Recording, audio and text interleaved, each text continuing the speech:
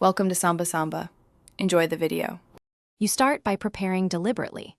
First, disconnect the negative battery terminal to avoid shorts, and make sure the A/C refrigerant has been professionally recovered so you can work legally and safely.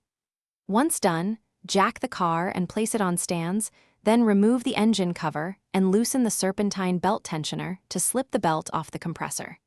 Make sure you have the correct replacement compressor and O-rings on hand. Order OEM or OEM equivalent parts for reliable fit and pressure ratings. You proceed to disconnect the electrical connector and pressure switch, twist release or squeeze tabs, then tag the wiring so reassembly is foolproof. Next, support the compressor with one hand or a jack and remove the mounting bolts.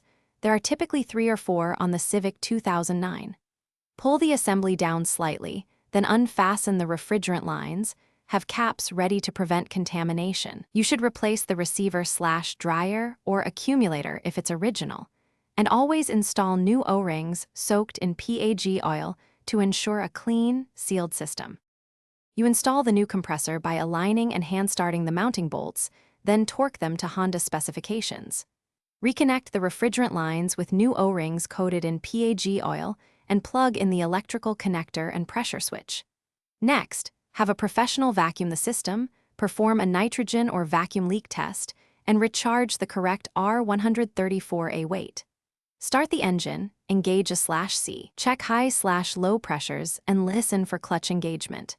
If the clutch doesn't engage or pressures are off,